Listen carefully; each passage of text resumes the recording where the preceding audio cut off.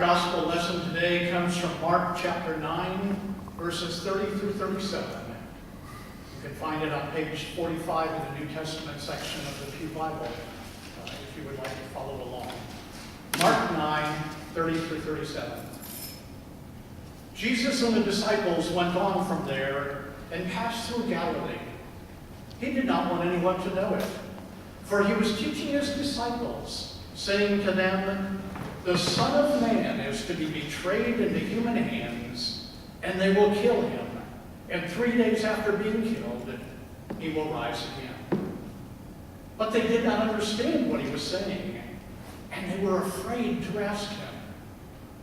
Then they came to Capernaum, and when he was in the house, he asked them, "What were you arguing about on the way?"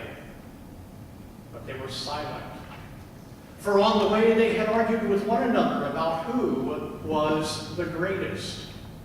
He sat down, called the 12, and said to them, "Whoever wants to be first must be the last of all and servant of all."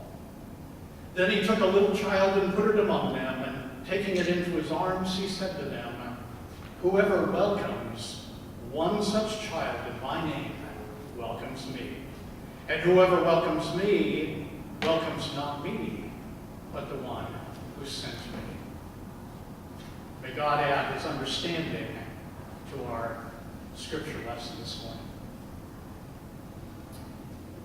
I remember when I was a little child, I used to love going and spending time with my brothers at my grandma's house, because grandma was always fun and of course wasn't the parent, and therefore we got away with a lot of things. But I remember one day in particular, and I was probably 5 or 6, something like that, and grandma was off taking care of my little brother and my older brother Kim. I said, "Hey, come here, help me out." And we went to the kitchen. And together we pulled over a chair to the counter, because up on the counter was a big cookie jar. And we knew that that cookie jar was full of delicious cookies that grandma made. And so we pulled the chair over, and Kim climbed up onto the chair, and he got the cookie, and he handed me a cookie, and then he took another one for himself, and he tried to put the lid back on the cookie jar, and he got back down, and no sooner did he get off that chair than grandma appeared in the kitchen. And grandma kind of looked at the chair and looked at us, and we were hiding the cookies behind our back, pretending that nothing happened. And we were afraid. We were pretty darn sure that grandma was going to point the finger at us and say, "What are you boys doing? You know that you shouldn't be up on that chair. You know you shouldn't be getting into the cookie jar." But instead, grandma did something that surprised me and made me remember it to this day. She looked at the cookie jar and she looked at us and she said, "You know, I think it's time for a snack. Would you guys like a cookie?" I think the disciples in this story were in a similar predicament. They had come with Jesus on this pathway. They had arrived at Capernaum, probably the home of Andrew and Peter. And they had gone inside, and here comes Jesus. And he comes along inside, and he says, "So, what were you guys arguing about along the way?" And they all sat there sheepishly. Just like my brother and I did, they kind of stayed quiet. And they didn't know what to say because they knew they had been caught. And they knew, the minute he asked that question, they knew that they were in the wrong. Why were they discussing this in the first place? Why were they arguing along the way? Didn't they know that Jesus probably had figured out what they were arguing about? Well, I think they were discussing this because this is the 3rd time that Jesus had told them that he was going to die. It was the 3rd time that he said, "The Son of Man is going to be put to death." And maybe, just maybe at this point, they were beginning to accept that. Maybe even understand it. And they were thinking about the possibility. Well, gee, what are we going to do? If Jesus is gone, what's going to happen to our group? Who's going to be in charge? Who's the greatest among us? Who's got the best resume? What are we going to do? Who's going to be the leader? Because Jesus has been the leader all along. What are we going to do? And it's not the first time that we see the disciples trying to figure things out. The whole book of Mark is basically story after story after story where the disciples are pulling Jesus aside after he teaches them something and saying, hey, Jesus, we don't quite understand. Would you explain this to us again? Help us to figure out what you're saying because we're not getting it. And in fact, they didn't get it. They didn't figure out this whole story until Jesus was put to death, and then even after that, they didn't figure it out for a long time. They were a bunch of clueless people. And so they were too afraid to ask Jesus. They were too afraid to tell him what they were arguing about. But of course, Jesus knew, just like my grandmother knew, that he had taken the cookies. He knew. And they came to Capernaum, and when he was in the house, he asked them, what were you discussing along the way? But they kept silent, for on the way they had argued with each other about who was the greatest. It's pretty obvious by this point in Mark that the disciples had their own vision of Jesus' ministry. They had their own agenda for Jesus' kingdom. And it was their ticket to greatness. They knew that by hitching their wagon to Jesus that they would become great in the eyes of many. And that's part of what precipitated the argument.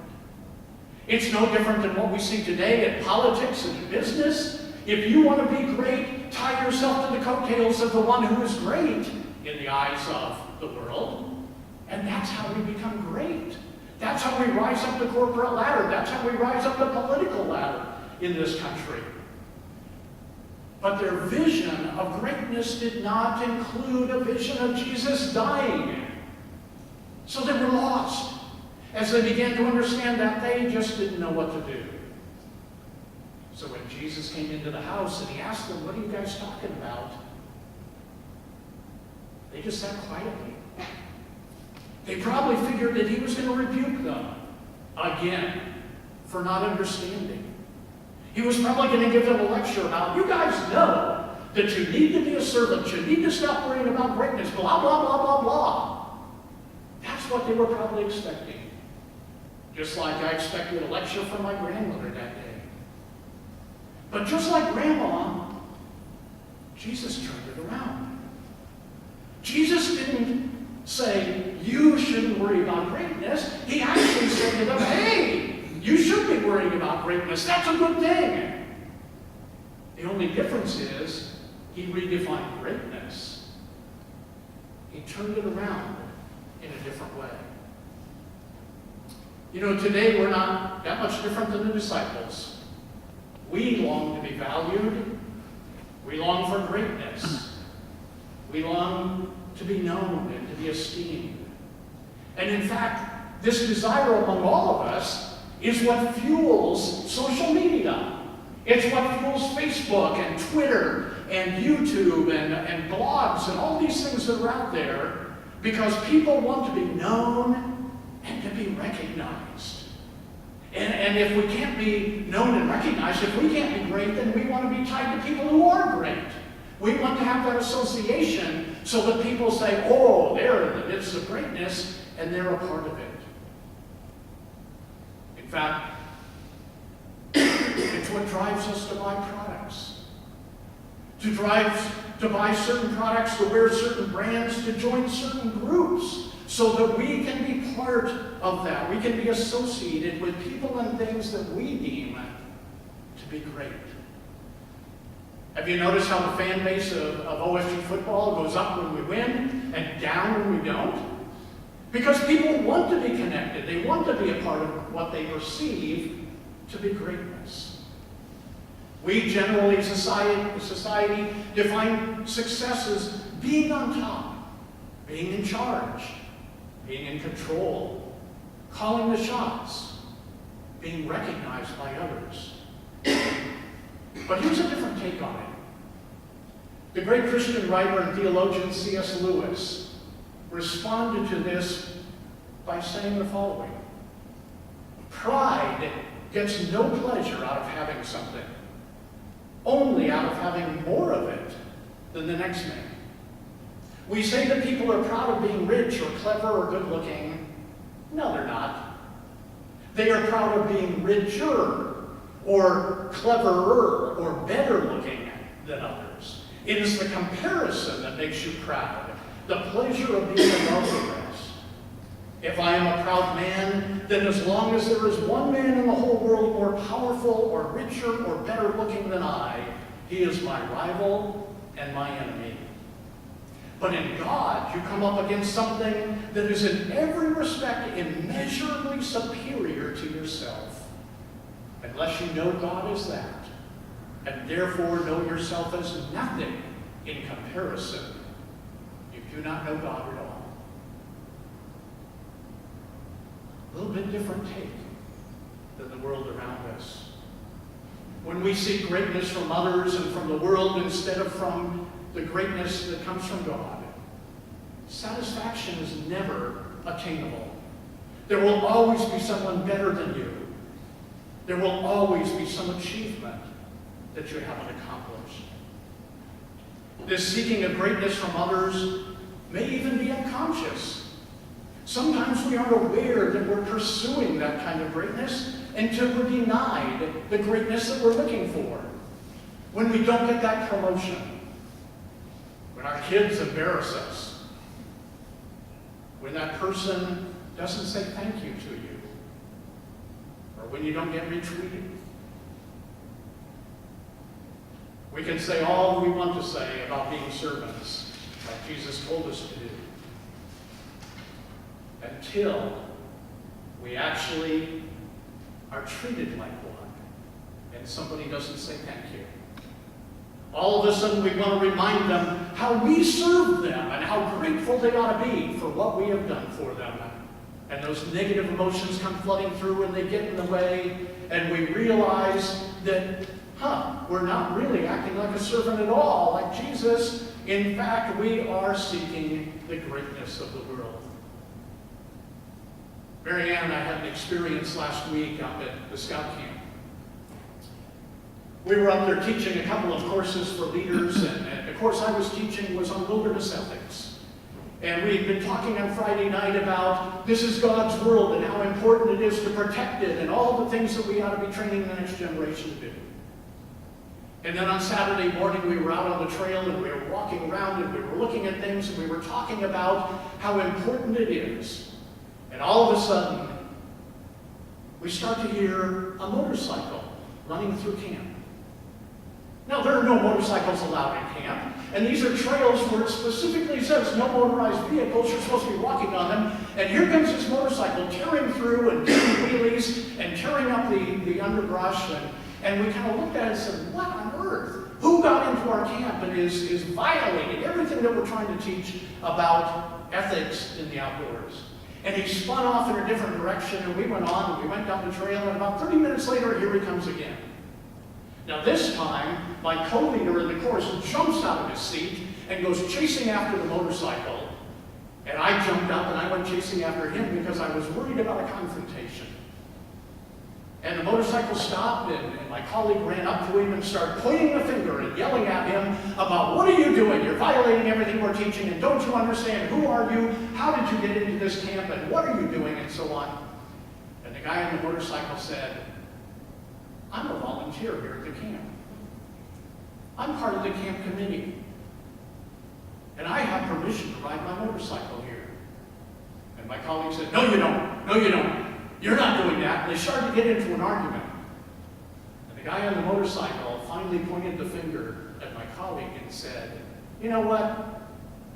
I've been a volunteer and a servant at this camp for 14 years, and not once have you ever come and said thank you for your service. So don't tell me how to do my life. He had been a servant.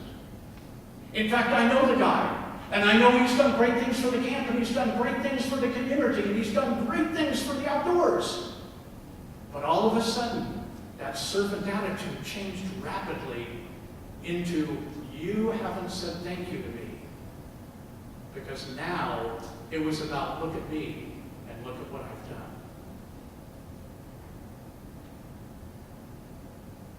That that search for greatness will always let us down. And it will always take us away from God and toward humans. And Jesus sat down and called the 12, and he said to them, if anyone would be first, he must be last of all and servant of all.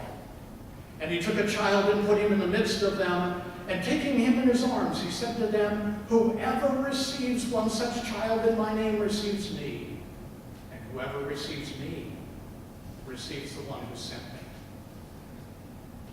Jesus says, yes, greatness is found in the comparison with others, but not in comparison with the best or the greatest, but in comparison with the least.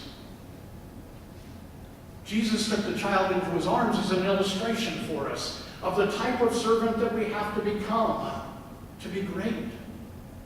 We have to serve people who exhaust us, like our grandchildren. People who can't pay us back or promote us. People who aren't always emotionally fulfilling to be around. Those are the people that Jesus says we have to serve. Now, don't get me wrong, I love our grandsons, okay? And I know some of you do as well. But children in general, and grandsons specifically, are not usually grateful for our service. They rarely say thank you. They assume we do whatever they say. All they do is take. They're weak and helpless, and that's all they really know how to do. And Jesus says, exactly. Those are the people that you have to serve, people like that. People who, if we're totally honest, we feel are beneath us. Now, I'm sure that there's nobody in this room who would say that they don't believe in serving people, right? Serving others is part of who we are as Christians. But we all have people that we're unwilling to serve. For some of us, it's people that we view as irresponsible. Perhaps my own children. Perhaps drug addicts. People who are using welfare to get by instead of working. We don't want to encourage their reckless behavior. And by serving them, that's exactly what we would do. For some of us, it's people we view as self-righteous. We don't want to encourage their arrogance. But Jesus says, if you want to be great, those are exactly the people that you need to serve. As children of God, our significance and our greatness is not found through the title on a business card, or the amount of money that's in our bank, or through the reputation of our children, or by how many friends we have on Facebook, or by how many retweets we have this week. No, it is found through service, especially to those who cannot repay us in kind, especially to those that society deems as unworthy of our service. We hear this message repeated over and over again in the New Testament. In Philippians chapter 2, the Apostle Paul says, do nothing from selfishness or empty conceit, but with humility regard one another as more important than yourself. Do not merely look out for your own personal interests, but also for the interests of others. And in Ephesians chapter 6, he says, don't just do what you have to do to get by, but work heartily as Christ's servants, doing what God wants you to do. And work with a smile on your face, always keeping in mind that no matter who happens to be giving the orders, you're really serving God. And of course, Jesus' sermon about the goats and the sheep in Matthew chapter 25, where he says, for I was hungry and you gave me food. I was thirsty and you gave me something to drink. I was a stranger and you welcomed me in. I was naked and you gave me clothing. I was sick and you took care of me. I was in prison and you visited me. And then the righteous will answer him, Lord, when was it that we saw you hungry and gave you food, or thirsty and gave you something to drink? And when was it that we saw you a stranger and welcomed you, or naked and gave you clothing? And when was it that we saw you sick or in prison and visited you? And the king will answer, truly I tell you, just as you did it to one of the least of these, you did it for me. Jesus commands us to take care of the least. Jesus tells us that we have to sacrifice, because service is sacrificing of our own time and our talents and our treasures and even ourselves for the sake of others. Even when they don't realize it or appreciate it. Serving is not being submissive or weak. It's not putting ourselves on a lower level than those being served. It is simply being totally committed to the good of others. And in that, we find our own well-being in the presence of God. So the disciples ask, who among us is greatest? Who is going to be first? We tend to ask the same questions, don't we? Who wants to be first? Who wants to be greatest? Do we really understand what that means? Let me leave you with these words of servant leadership from a 1920s Scout handbook. Words that are still in use today. He who serves his fellow man is, of all his fellows, greatest. Service. That is what God calls us to. May God lead each and every one of us to want to be first in line for service to God's kingdom.